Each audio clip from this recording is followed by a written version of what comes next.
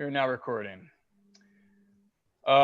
Welcome everyone to the final session in our continuing ongoing natural hazards professional development for Colorado teachers series. We've been doing in partnership with HeartForce from series Education and Outreach there at CU Boulder. So happy to have you here and to see all this interest around the RISE Challenge Colorado. We have an hour of packed information ahead of us. I've decided to be nice to you and to try to make this interactive as possible. So we do have some fun things to do. It's not just going to be me talking at you the whole time, but I will be talking to you and probably pretty fast. So if you have questions, please feel free to throw them in the chat, or you can raise your hand using Zoom, or just give me a signal and you can jump in. I would love to field your questions as we go. So let me share my screen real fast.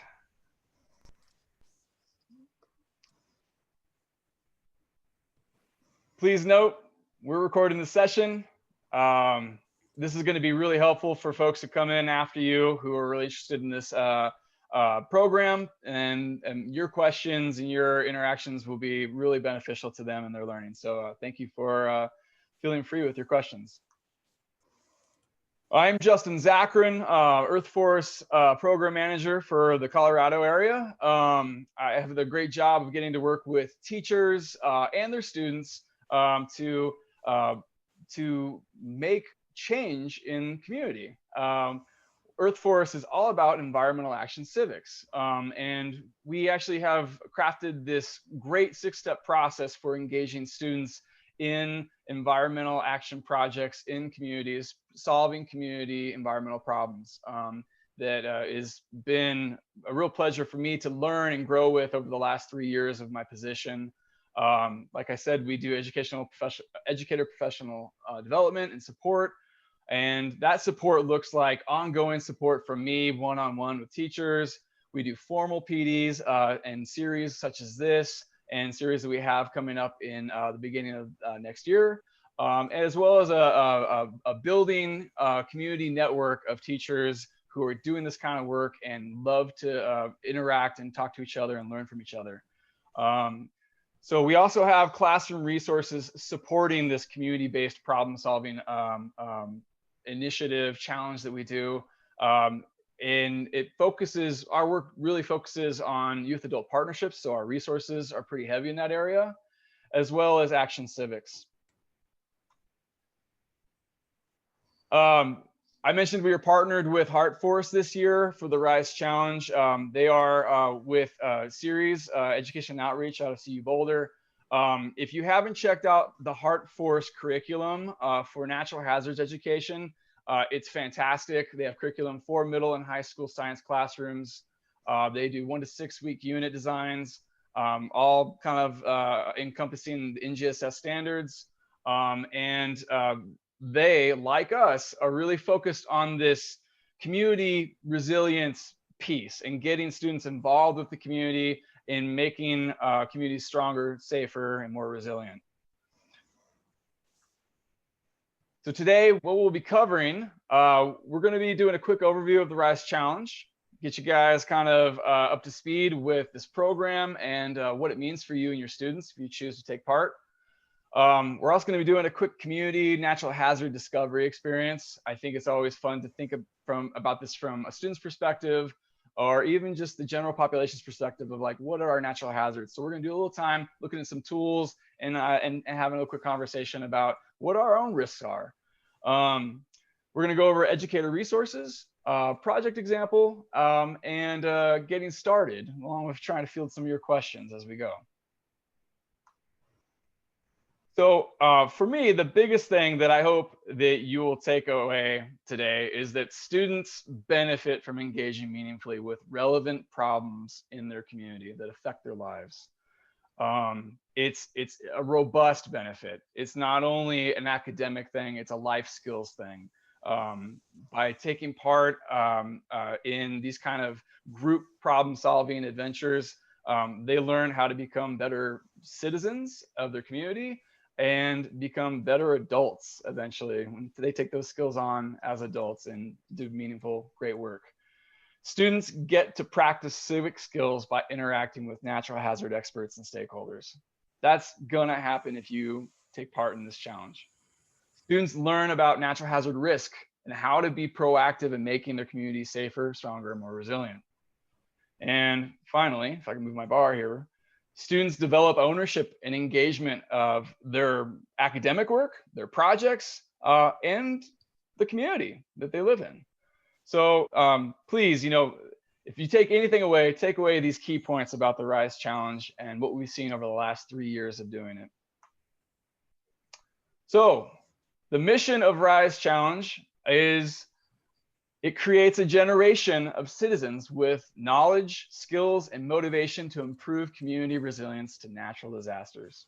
That's our goal with this program. And that is why we're working with FEMA Region 8 and with FEMA in Region 5, and eventually expanding, hopefully across the nation with this great program. So before we launch too much more into things and to give my voice a break, I'm gonna let a young person talk to you.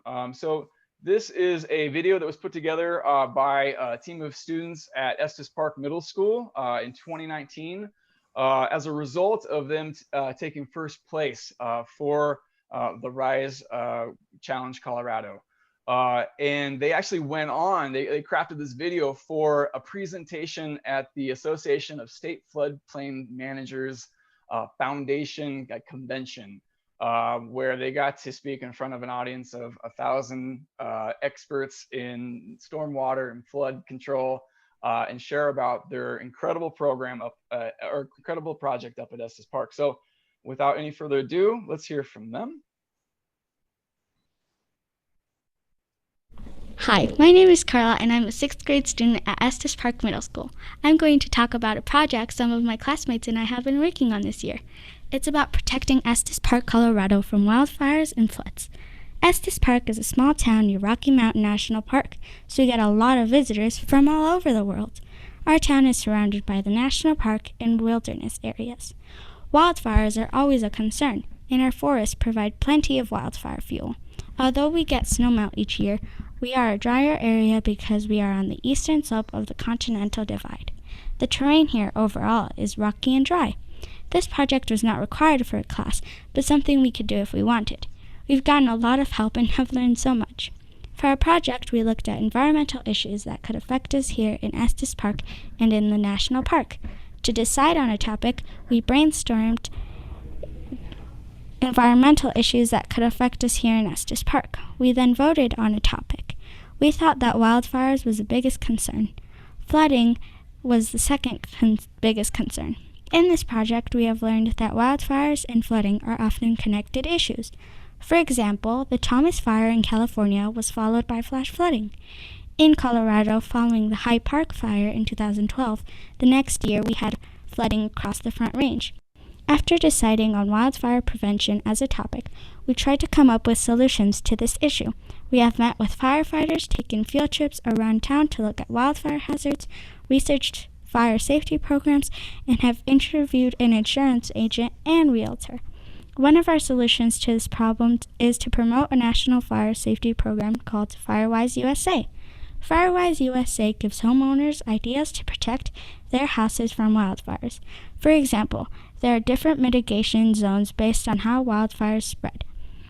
On our field trips around town, we looked at houses to see if they were FireWise or not. Here's a picture of a typical house in Estes Park. As you can see, there are a lot of trees close to the house. FireWise USA recommends that trees are more sparse and further away from a house. We would encourage the homeowner to cut some of the branches to thin the trees.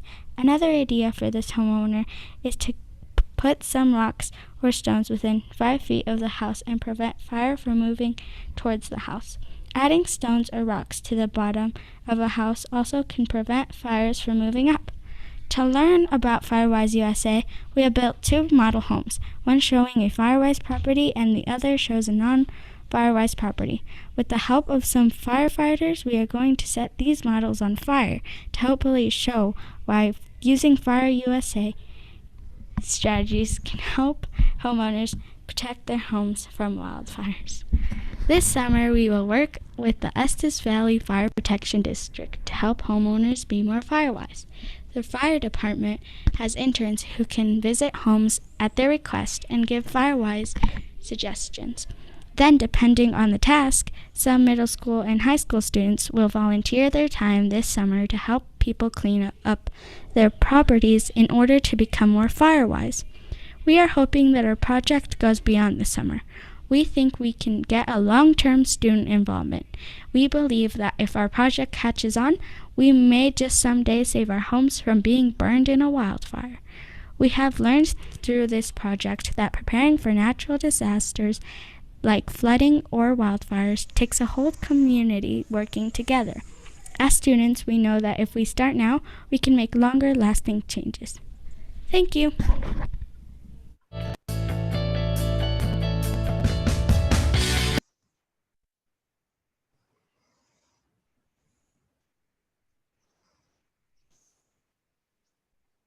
Great. I love that video, and the more that I watch it, the more that I love it. It's fantastic, and the kids do such a good job explaining how they go about finding problems in their community, researching those problems, understanding the policies and practices that are kind of in place as far as why those problems are problems to begin with, and then strategies about how to address those issues, and then to take action on them. It's a really fantastic video. I should point out we were actually graced with the presence of Steve Johnson, their teacher, here today. So thanks for joining us, Steve. So now that you guys have seen an example of what a project can look like, let's talk about what the actual RISE Challenge is all about. So this originally started off as something called the Rocky Mountain Environmental Challenge. You may have noticed the students in the video wearing t-shirts that said Rocky Mountain Environmental Challenge and having a big sweet check that had the same name on it. We have since rebranded in the last year to the RISE Challenge. And this has been in part because we've also expanded the footprint of this challenge from Northern Colorado to the whole state of Colorado, and also into Montana and Illinois. So we're really pleased with the warm reception that communities have had and teachers and students have had regarding this challenge. It is a natural hazard education program, competition, and summit. So it's a lot of things, but ultimately it's a chance for students to have incentive to engage in their community, and then to get resources to do something positive for their community and for creating more resilient communities. Students put together community natural hazard mitigation project proposals and submit them, and they go through a vetting process, and then they get expoed by the students at the end of year summit. This is totally something that is up the alley for middle and high school students to do. All students can do this work, no matter what the circumstance of the community that they're in. And to that end too, it really matches up really well with the Colorado Natural Hazards Secondary Science Standards. We've seen this work in science classrooms. We've seen this work in electives and in clubs. And there's project implementation funding to go along with this. So it's not just this science fair style project that the kids create up an idea and they present it, and then they submit it, they get a grade, and they move on. It's a chance for them to actually put that idea into practice, make it a reality, which is from the point of view, my point of view in environmental education, it's an incredible opportunity for students and teachers to take a part in. So that funding that helps make that happen, it comes from FEMA Region 8 and from the ASFPM Foundation, who generously provides the prize money for the end of year summit.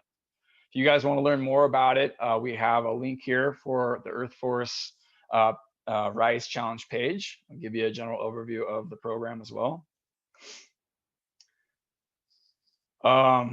So how does this work? Well, it's pretty simple actually. The students learn about Colorado natural hazard history and phenomena with their teachers in class or out of class, as the case may be now. Um, Hopefully, we'll be returning to class and it will be in class experience in the spring. The students then identify and research a local natural hazard issue to help with community experts, with help from community experts. So the students go about trying to investigate their community, and then they identify an issue or many issues that are natural hazard related. It could be little things like the gutters on the side of the building are pointing towards the building and not away from the building. It could be something big like the track needs to be regraded, or perhaps it's something even larger like community members need to know about fire mitigation and prevention measures they can take. Um, we've had students advocate for changes at the district, at the city level. So there's a lot of things the students can do with the help of these community experts. And they develop an action project proposal and submit it to us by March 12th, 2021. All proposals are eligible for project implementation funding upon submission. I need to stress this again.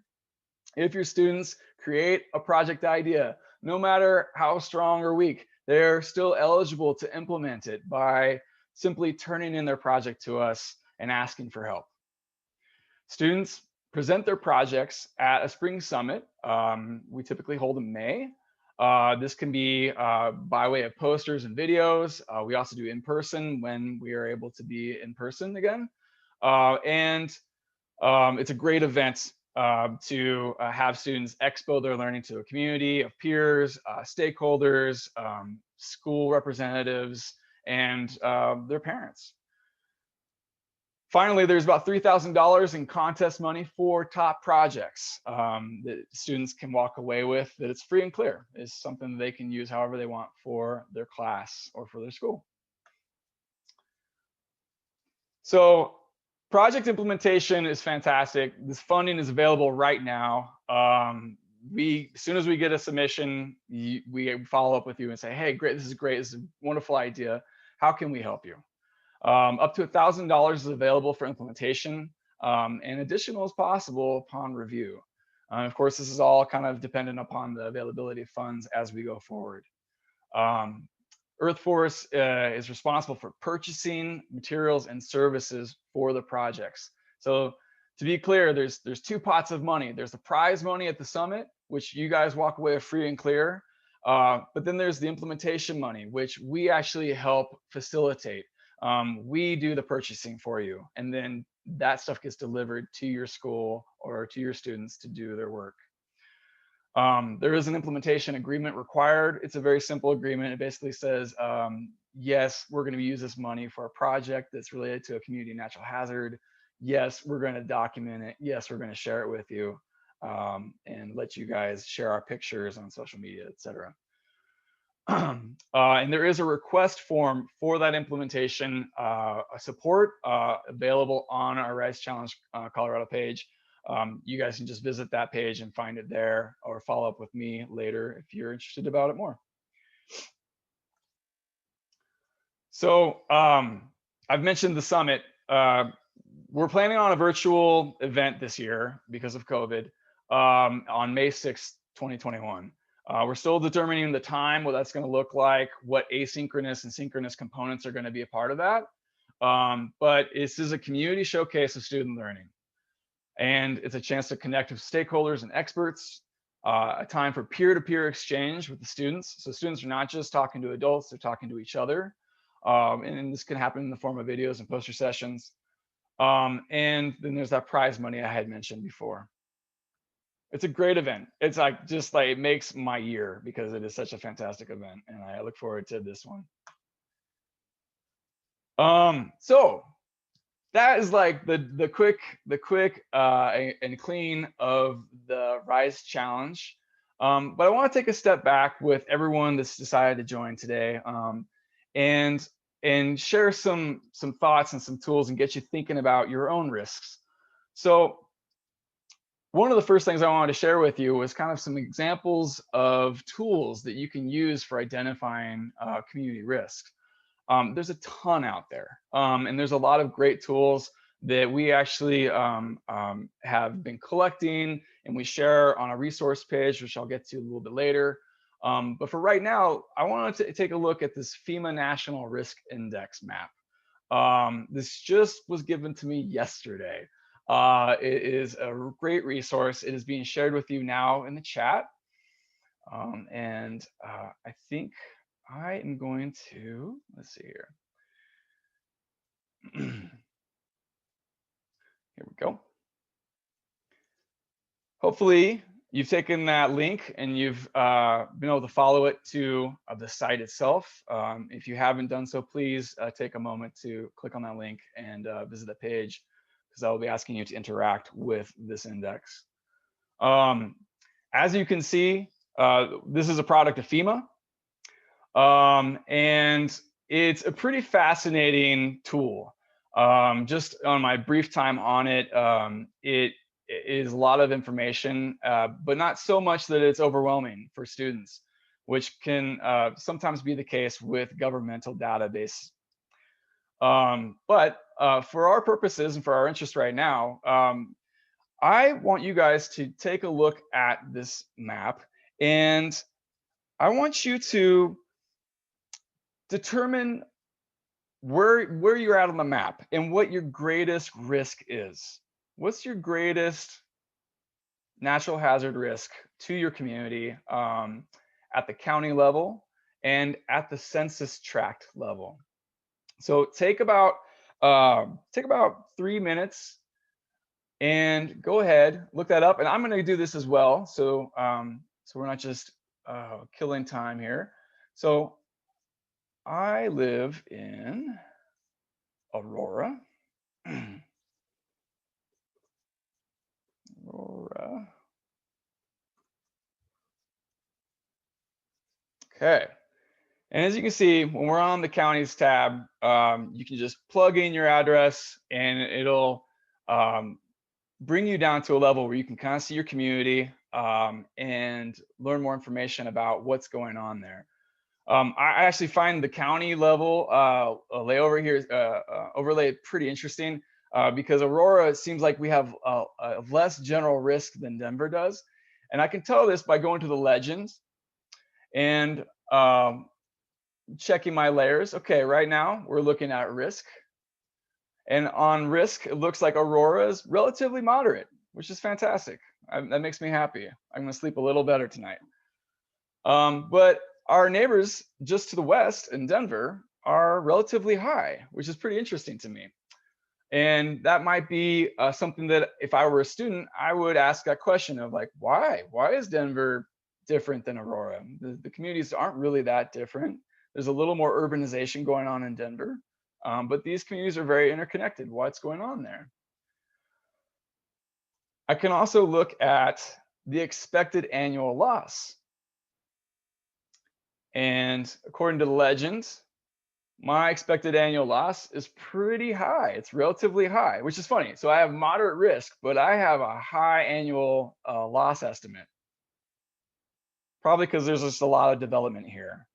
This is an urbanized area, right? And you can also look at social vulnerability and community resilience. So in the chat, I want you guys to let me know what is your risk index for your community, if you haven't done so already.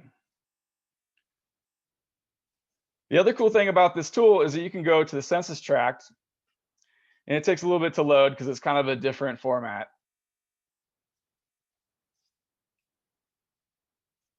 And maybe not when you're streaming Zoom. But this is great because now we can get a little more granular detail. I'm just going to kind of steer my way to Aurora real fast. And all of a sudden, what I noticed is that from the counties, you know, Denver was relatively high and Aurora was relatively moderate. Now it looks like I'm about the same in my risk index, which is really interesting. And that's just because things are averaged out. As far as Aurora goes, it's in the county of Arapahoe. That county stretches out over here. And this is kind of just an average, right, that we got in the counties. But with the census tract, we get a little more granular detail, which I think is really useful for looking at with students, to consider, how are we doing in general as a community. There are a variety of other tools that we can use. As I've shown, this particular tool shows you your risk index, expected annual loss, social vulnerability, and community resilience. These are pretty broad categories. I have another couple tools that are on our resources page. They'll give you a little more granular. It'll actually tell you what kind of hazards in particular might be affecting your community, whether it's flood or tornado or earthquake or whatever. You can use similar mapping tools to find that. You can also use a flood factor to get a really great tool for understanding your flood risk in your community with students. It's a really fantastic, highly usable tool. It gives you a ton of information, and it also shows you what's going to happen with climate change and what could happen to your community over time.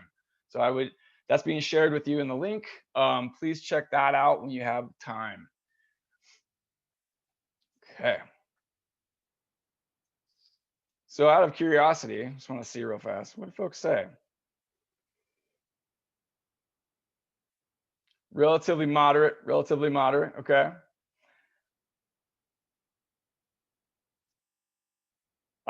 Cool. Thank you, Danielle, for sharing a tool for finding your fire risk. That's fantastic. Very helpful. So there are a ton of tools for folks to use available online. Like I said, we've kind of compiled a bunch of resources for you that we'll be walking through in a little bit. But I just kind of want to spend some time with you taking a look at that. Some other recommended tools I would suggest you check out: your local government website, specifically your stormwater department at the city level, and then your emergency management department at the county level. They have a ton of information about your natural hazard risks in your community, and the mitigation plans that are in place and the response plans that are in place. You can also look at news articles. Here in Colorado, we're no stranger to natural hazards being in the news, as we have all been witness to this October with our historical wildfire season. There's a lot of stuff there to use with your students. And then I would highly emphasize reaching out to community experts. Those folks at the stormwater department, they're there to serve you. They're funded by your tax money. So use them. They are experts in flooding and stormwater and fire. So reach out to the folks in your community. You never know, your own students might have parents that are experts in this field, and you can bring them in really easily.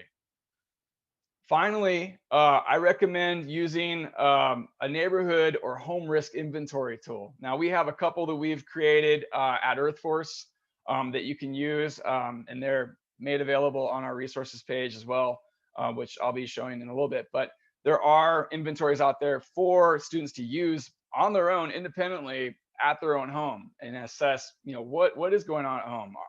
What are my risks here?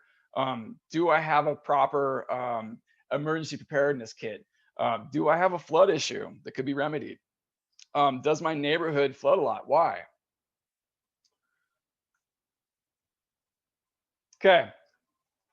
So after we've kind of identified an issue, we need to make a decision about what issue we're going to pursue for a project. And that means making time for discussion, deliberation, decision making with your students. Whether or not they're working independently or as a group, they need to think reflectively about why they're making the choice for what issue they want to research and why that is. There's a lot of tools out there for group decision making. I actually want to do a quick thing with you real fast. So I put together a dot storming. If you guys have not used DotStorm, it's a pretty great tool to use with students. It in real time, you can use DotStorming to make decisions. That's cool. Not my picture. I swear that's not me. Uh, you can make decisions in real time with students. You can have them put their thoughts up on a board anonymously, and then upvote those cards. This could be great for deciding what criteria they're going to use as a group to decide what issue or strategy they want to use for a project. This could be decision making around which stakeholders are we going to reach out to first. This could be decision making for your own class purposes. It's a fantastic program. There is a fee for this service, but you get the first board free. So this is my one board right here. So I wanted you guys to take a minute and use this board. What we're going to vote for the best natural disaster movie of all time. So you should have a link shared with you. And please use that link to patch in to this DotStorm. If you have a problem with that, there's Etan. Cool.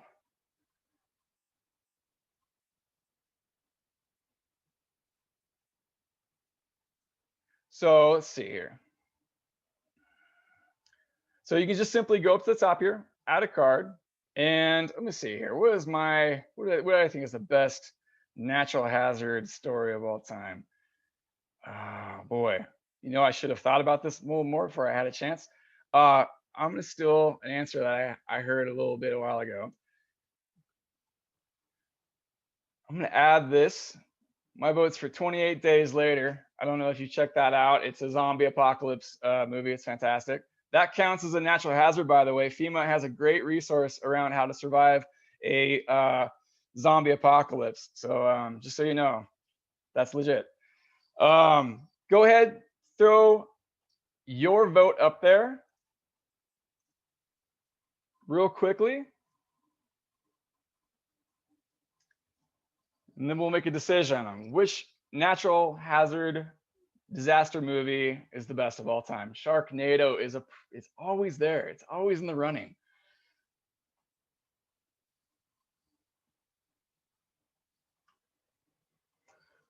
So the way I have this set up right now, I think I have given like 3 dots. Yeah, 3 votes are available.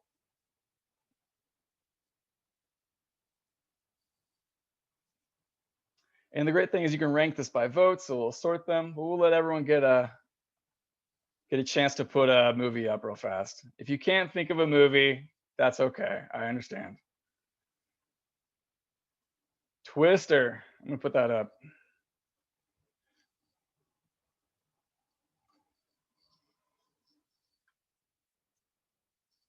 Okay. Now, last chance, last call. 10 seconds. Put up a movie, and then we're going to vote. So the way this is set up is I can go ahead and say, I'm going to vote for myself because, why not? There we go. Dante's Peak. Okay. Feel free to now vote on these movies. Dante's Peak is a classic. Gotta watch the Brosnan. Yeah. Go ahead and vote now for which movie you think is by far the best natural hazard movie of all time.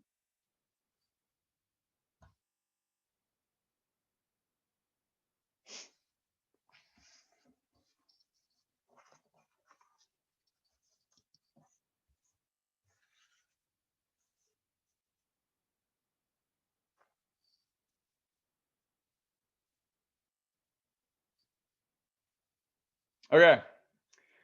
I'm just gonna rank by vote. Looks like we were at a deadlock between Twister and Dante's Peak right now. Okay. Well, I just thought this was a really great tool to use with students. You can see how decision making can be facilitated online pretty readily in class as well. A great tool. And it's also a place where students can generate ideas anonymously, put them up. I work with students who sometimes have a hard time speaking up and sharing to the whole group. So this might be a good way to tap into that and help build that community with your students. So moving back here, I would also suggest having your students consider what criteria, make for a good issue, right? Some example criteria for criteria-based decision making, which is part of the Earth Force process, is student voice, practicality, civic engagement or skills, and community impact. So you guys can make your own criteria for what makes a good issue to pursue for a project, or what makes a good strategy for the action part of your project. But it's a great method for decision making and for reflective, critical thinking with students about why they want to do what they want to do. There's, as I've said before, dot storming. There's also Padlet and Fun Retro are great tools as well. So another important part of doing this work with students is engaging in kind of the policies or practices which inform the natural hazard issue in your community. There's some policy or practice which is at the root of your problem. If the gutters are facing the building, then that's a problem of a practice. I reckon there's probably a policy at your school district that has something along the lines of proper maintenance shall be, used for school buildings to upkeep them. But maybe someone's not able to attend to that, or whatever the reason is, there's a problem, there's a breakdown in the practice piece. So this is an important conversation to have with students when thinking about problem solving and thinking about, well, what solution addresses the root cause of our problem? And you can develop understandings of policies and practices about your natural hazard issues when you talk to your stakeholders and your experts. It's vital that you have that experience with these people and bring them into your classroom, have them interact with your students. But the great thing is, out of this experience, students can be responsible for research, right? They can include the science of a natural hazard and the local impact when they're talking about their issue. They can include the research about community mitigation and preparedness practices. What did they learn from those stakeholders? They can include information about from community experts and about solutions, about resources that could be used and leveraged. And they can also outline that strategy for addressing the risk. This is all something that students can do remotely or in person, as a group, individually, pretty easily. So that was like a hot walkthrough there. Thank you guys for letting me do that. I appreciate that. Those resources are really helpful, but we have a ton of other resources to talk about real fast. And I've alluded to the resources that Earth Force brings to the table for you when you're working with students in some kind of community project. Whether it's something at the classroom level or at the school level or beyond, Earth Force has great resources for organizing the project, for getting students to think critically and ask questions about what's going on in their community, to engage with stakeholders. There's just a ton of great resources that are now available. They're downloadable, they're editable, they're in a digital Google Docs form, so you can adapt these tools to your own liking. And they're really just superb. Real quickly, I think I want to walk you through or just visit our resources by step and highlight a couple of things here. So I'm just going to go ahead. Here we are at the resources by step page from it's kind of like a sub page of the earthforceresources.org main page. And we can go to step one and take a look at the step one discovery resources that we offer. And without going too far into things, I just want to point out that when you come to the Earth Forest resources page and you look for each step, the resources there, you'll see a summary, you'll see a great video, which you can use with your students or just to remind yourself what happens at this, at this part of the project. And some really great resources we put up here. We put a flood risk resource up here that students can do individually or as groups. It incorporates Earth Forest, but also the RISE challenge kind of methodology for understanding risk in your community, especially around stormwater. So take that, look at it, maybe adapt it for your own needs. Feel free. Along with that, there's just a ton of other great resources here. There's stuff to get started with when you're doing these kinds of projects. Really important to set the tone. Maybe a respect agreement is in order to kind of set the stage for how do we work well in a group with other students. Maybe you want them to reflect on why this is important. Maybe why is it being an environmental citizen important? Why are the skills that we're learning and the practices we're doing important and valuable? So I would encourage you guys to check out the Earth Forest resources page to see all the step-by-step resources there and get ideas for supporting your students through a community action project. You can also go to the RISE Challenge Learning Resources page. Let me see here. Well, first, let me share. Here's our RISE page. If you haven't taken a look, this is the landing page for the RISE Challenge Colorado on our Earth Forest website. It's got all the same information I'm telling you now, but there's a lot of great links in here, including the implementation support, application form. You can access that right here. And you can also look at the past winning projects right here. And you can look at our resources page, which I'm just going to go ahead and move to right now. So here you will find essential documents for this program, for the competition. Here's a proposal judging rubric. I would love to spend time walking through this with you. Please let me know if you're interested, and we can arrange a time to talk and walk through all these materials more deeply.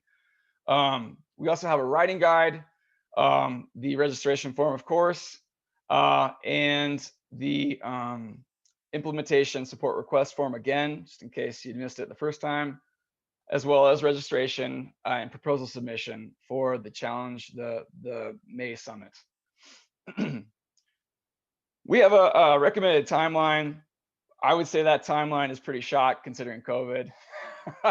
But these projects are totally doable. The typical Earth Forest educator takes about 20 days of class time to do a project with students. That is what our survey research tells us. That's what you tell us. And finally, here's some natural hazard education resources. You will find those project proposals here. There are some community resources and the stormwater inventory guide. But I think really important are these curriculum links. Everyone's always looking for curriculum that they can plug in to help support this. So Earth Forest got to represent, of course, but then the Heart Forest natural hazard curriculum is here. It's a fantastic resource. UCAR has some great stuff. The EPA has a really great stormwater management lesson plan curriculum, really, for 3 through 12. Teaching engineering has great stuff, and then Welcome to Ready Kids is awesome. That's a FEMA product, so definitely check that out. Lastly, on the resources page, well, not lastly, but for right now, lastly is the videos that we make doing these PD series, such as today. Our last session was a bunch of RISE teachers getting together and talking about how this went for them in the last years that they participated. It is an invaluable resource if you are interested in hearing from teachers themselves how to do this. So check it out. It's an hour long. I'll start. It's pretty well formatted, but if you need to move through stuff, I will be adding links to jump throughout the session, so you can just jump to whatever interests you. Please share out the resource. Also, this flood mitigation presentation from the city of Fort Collins is really great as well. And then you've seen the Estes Park video the students put together, which you can share with your students. Okay. I've mentioned a lot about HeartForce, and I cannot emphasize enough how great their resources are. These folks have put together a great collection of activities to use with your students. They can be done remotely, they can be done in person. Resources like vocabulary, mapping resources, how to use things like GIS to map out community problems. There's all sorts of great lesson plans in here. And I suggest you take a look and use them.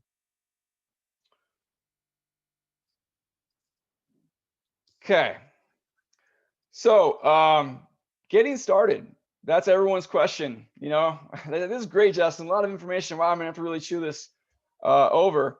But it comes down to really registering to do this, saying, okay, I'm gonna take the leap.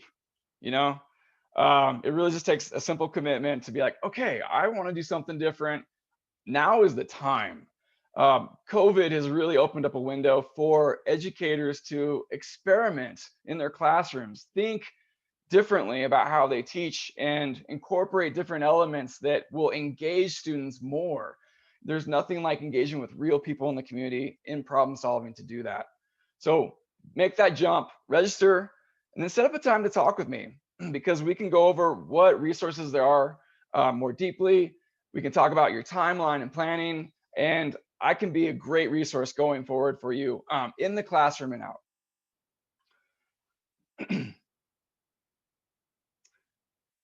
So we're making really good progress here. Glad to see that. I do want to mention that we have a couple of sessions coming up in the near future. So after this winter break, we will be resuming our PD programming. Look for advertisement from me and communication from me about an introduction to EarthForce PD session. It's a 2-hour session, minimal commitment, and it would be a great opportunity for you to kind of understand more about how we approach project-based learning with students.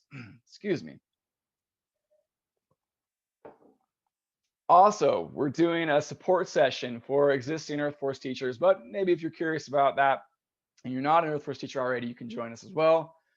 This one will be focusing on independent student research, how to support that, which is timely, as spring semester often has the bulk of our projects take place. And that's on January 26th. Again, look for more communications from me regarding that. Those of you who are attending to the session, I have your contact information. We'll be in touch regarding that. And we'll also be flying this on our Facebook and in our own communications. Okay. So actually, before we do this, before I hear from you, I just want to stop sharing real fast and see if there are any questions from you in this whirlwind presentation. I'm sure there are questions that you would have. So feel free to shoot them in chat if you don't feel like talking, or unmic yourself.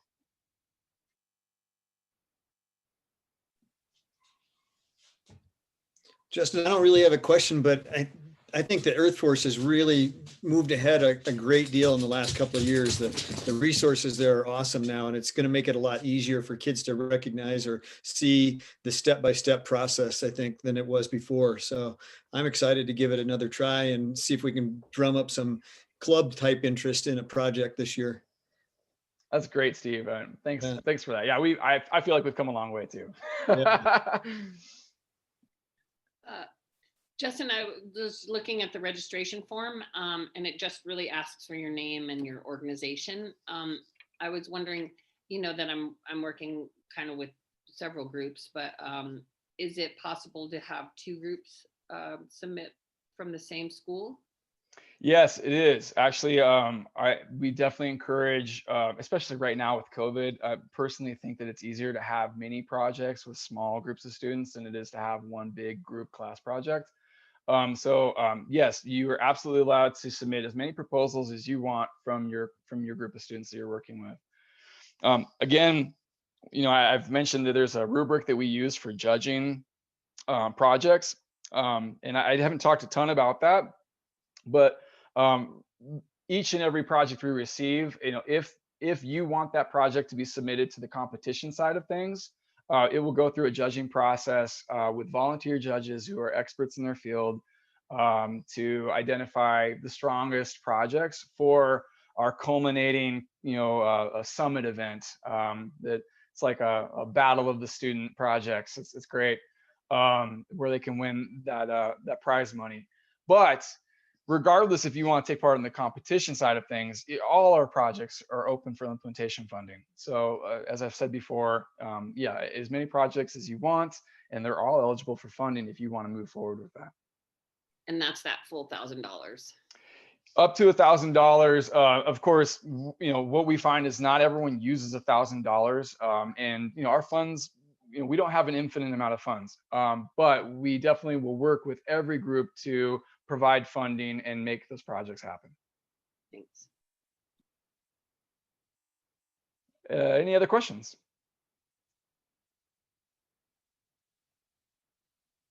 Well, great. I would ask you guys to take a quick survey and just let me know how this session went. This is my second session, so I would like to keep making these more useful for you all, and useful for myself as well. So please take 4 minutes to leave a response there. And let's see here. Share my screen one last time. There's a survey link. And thank you. Thank you so much for your time, and for your interest in the RISE Challenge. If you have any further questions, you please get a hold of me. I'm going to put my email in one more time. And I'm happy to do phone calls, do Zoom chats, whatever you prefer. We could do smoke signals, and help you get on board with doing these great projects with your students this spring. So I would encourage you guys to reach out. And that's it for me. Thank you guys so much for your time, and I hope to talk to you soon. Thank you, Justin. I'll definitely follow up with you. That's awesome. Yay. Good stuff. Thanks. Bye all.